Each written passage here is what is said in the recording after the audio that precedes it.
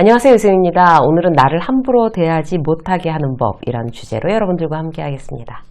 회사에서나 일반 커뮤니티에서나 심지어 집에서조차 이게 만만하게 보이는 사람은 계속 만만해 보이죠. 함부로 하지 못하는 사람은 계속 함부로 하지 못해요. 왜 그럴까요? 천성일까요? 절대 그렇지 않죠. 이제 내가 나를 만들고 관리해 나가는데 누구는 노력을 하고 누구는 아예 관심도 없어서일 가능성이 많습니다. 우리는 살면서 이제 환경이나 만나는 사람에 따라서 영향을 많이 받죠. 그래서 내가 이제 당당하고 굉장히 강했던 사람들도 아주 예를 들어서 못돼 먹은 이제 직장 상사를 만났다. 이러면 이제 위축되고 자존감이 떨어지고 수동적인 사람으로 바뀔 수 있어요. 이렇게 분위기가 바뀌면 만만해 보일 수 있죠. 원래 그렇지 않았던 사람인데. 그래서 우리는 이제 나는 내가 어떤 사람이야 라고 이제 착각하지 말고요. 중간중간 내가 주도적으로 당당하게 남이 함부로 할 수 없는 그런 이미지로 나 자신을 관리하고 있는지 체크해 보는 게 대단히 중요합니다. 오늘 같이 해볼게요. 자, 첫 번째. 남이 이제 함부로 대하지 못하게 하려면 어떻게 해야 될까요? 첫 번째 조건은요. 겁먹지 않아야 돼요. 겁먹지 않고 당당해야 휘둘리지 않는 거죠. 그래야 남들이 함부로 못하는 건데, 겁먹지 않기 위한 이제 그 방법은 첫 번째, 인생 결국 혼자다라는 원칙을 떠올리는 거예요. 나를 지킬 수 있는 사람은 이 세상에서 누굴까요, 여러분?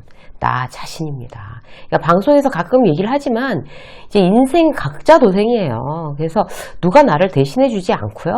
그 생각을 항상 가지고 있어야 쓸데없이 이제 의존하거나 남에게 대해서 착각하는 이런 일을 막을 수가 있어요. 예를 들어 볼게요. 직장에서 내가 리더예요. 내가 워낙 말재주가 없어요. 그러니까 브리핑만 하려고 하면 정말 이미지를 다 꾸기고 설득이 안 되는 거예요. 대중이. 그래서 보통 이제 그 브리핑은 말재주 없는 내가 하는 게 아니라 김 과장한테 시켰어요. 김 과장 워낙 말을 잘하니까. 그래서 이제 모든 거는 이제 본인이 다 이제 기획해서 좀 만들고 브리핑은 김 과장이 시켜서 이제 일을 그렇게 이제 돌리고 있었다고요. 그게 마음 놓고 김 과장이 있으니까 이렇게 마음 놓고 있어도 되는 옳은 일일까요? 옳은 방법일까요? 김 과장이 천년만년 같이 있겠어요? 회사에서? 지금 정말 이게 좀 우리가 걱정해 봐야 되는 문제죠. 의존하지 말고 직장 생활도 결국 혼자 하는 거다 마음 먹어야 돼요. 그래서 내가 지금 부족한 점을 김 과장한테 맡기고 있지만 만약 김 과장이 없을 경우 플랜 B를 대비해야 되는 거죠. 내가 몰래 스피치 학원에 다니거나 코칭을 받거나 이럴 수 있는 거고, 아니면 이제 김 과장이 만약에 못했을 경우 김 대리를 시키도록 김 대리를 플랜 B로 만들 수도 있는 거고, 플랜 B를 준비하는 게 대단히 중요합니다. 인생 결국 혼자다라고 생각하는 그 원칙에는 플랜 B가 반드시 있어야 돼요. 근데 플랜 B가 참 이제 활용할지 안 할지도 모르는데 미리 준비한다는 게 굉장히 노력과 시간이 들죠. 그래서 귀찮아할 수 있어요. 그런데 플랜 B는 아주 중요한 거예요. 누구를 의존하지 않는다라는 원칙이 있어야 내가 항상 플랜 B를 떠올릴 수가 있는 아주 중요한 원칙입니다. 자, 두 번째, 감정을 드러내지 않는 거예요. 사실 너무 당연하죠. 겁먹지 않아야 하는데 불안하거나 놀라거나 위축된 감정이 드러난다면 그야말로 만만해 보이는 지름길이죠. 그래서 이제 의도적으로 특히 이제 사회생활 하면서 내 부정적인 감정이 겉으로 드러나지 않게 하는 게 굉장히 중요해요. 특히 이제 화가 나는 일이 생겼다고 치자고요. 사실 화가 회사에 있으면 자주 나죠. 저 직장 다니면서 늘 화가 나 있었던 것 같아요. 지금 생각해보면. 진짜 왜 그랬나 몰라요. 그냥 직장 생활일 뿐인데 너무 긴장감이 높아서 그랬던 것 같아요. 항상 긴장해 있으니까. 저는 이제 후회해도 소용없잖아요. 일단 회사를 다니고 있는 게 아니니까. 근데 여러분들은 지금 후회하지 않을 일을 지금부터 이제 생각해 보실 필요가 있어요. 화가 날수록 냉정해져야 내가 나중에 후회하지 않는다. 이걸 떠올리시라고요. 그래서 자, 화가 나는 상황이 벌어졌어요. 무슨 얘기를 들어서 화가 나거나 이러면 속으로 숫자를 세거나 10가지 하나, 둘, 셋, 10가지 세거나 아니면 1시간 후에 해결책을 가지고 다시 얘기합시다 라고 시간을 벌든가, 사회생활 하면서 이렇게 냉정하게 이제 나를 컨트롤할 수 있는, 감정을 컨트롤할 수 있다면 절대 나를 만만히 볼 수 없는 이미지로 만드는 거죠. 그리고 실수할 확률도 확 줄일 수 있는 거고요. 자, 두 번째, 철저하게 거리를 두는 겁니다. 그래야지 만만해 보이지 않을 수가 있어요. 사람 생각보다 쉽게 변하지 않아요. 특히 한번 무례했던 사람 마찬가지죠. 한번 무례했던 사람은 계속 무례할 수밖에 없어요. 철저하게 거리를 두는 게 굉장히 이제 나한테 유리해요. 회사에서 물리적으로 안 볼 수 있는 상황은 아니잖아요. 그러면 마음으로부터 이제 철저하게 거리를 두는 거죠. 그래야지 휘둘리지 않는 거죠.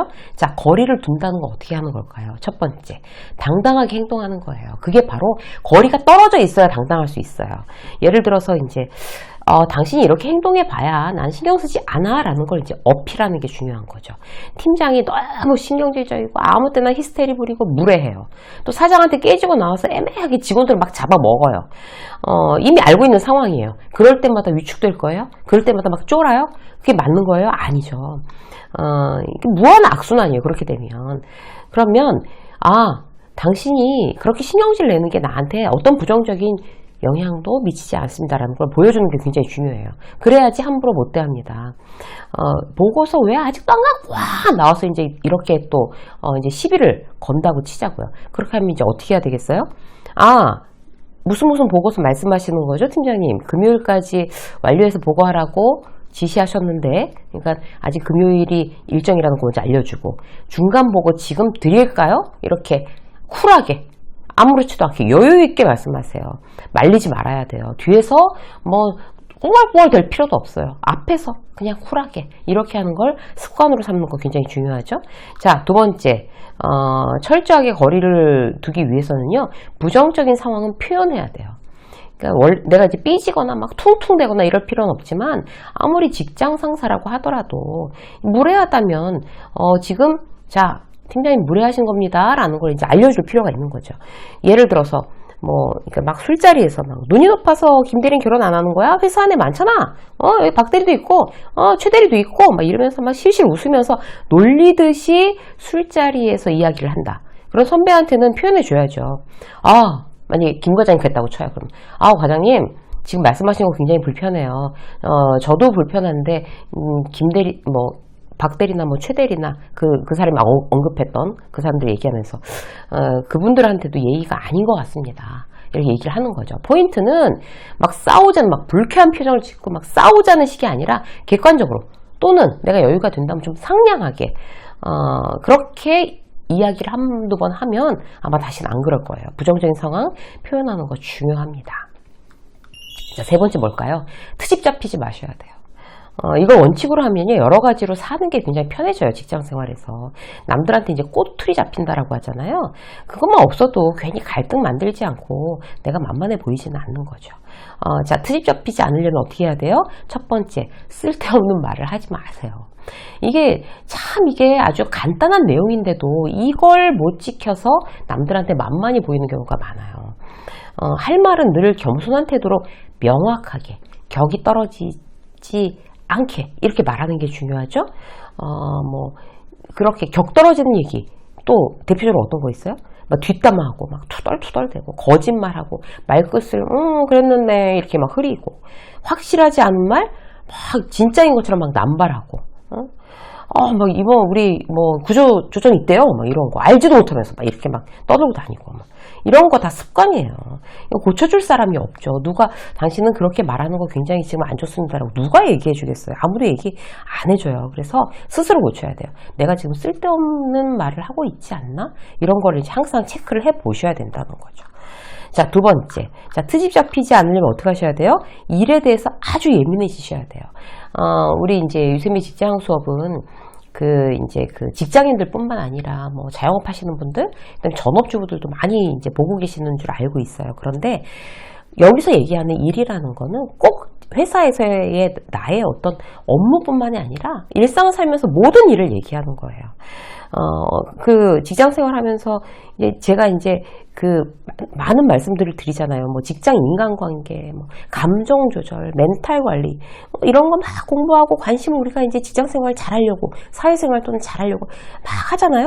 근데 이런 모든 게 내가 업무를, 아니면 내가 누군가와의 약속해 놓은 거, 어떤 정말 그야말로 집안일조차 이런 것도 아주 잘한다의 바탕 위에 있어야 나머지가 의미가 있어요. 일 잘 못하면서 약속 제대로 못 지키면서 멘탈 튼튼하고 뭐 직장인과 인간관계 원만한 게 무슨 의미가 있겠어요. 그래서 내가 남들 앞에서 좀 더 당당하게 휘둘리지 않고 주도적으로 살려면 지금 내가 하고 있는 일의 완성도를 좀 높여보는 거 아주 중요합니다. 여기에 집중하는 거, 이게 바로 지름길이에요. 내가 뭐 마케팅을 하든 내가 영업을 하든 내가 어떤 일을 하든 간에 내 일의 완성도를 자 지금부터 조금만 더 높여서 그야말로 일 잘하는 나로, 그러니까 내 주변의 어떤 업무 자체를 굉장히 잘 다루는 나로 정말 이렇게 조금씩 성장해 나가자라고 결심하는 게 가장 바탕이 될 거라고, 여러분들이 튼튼하게 딛고 설 수 있는 바탕이 될 거라고 생각합니다. 유쌤의 직장 수업 여기까지 하겠습니다. 고맙습니다.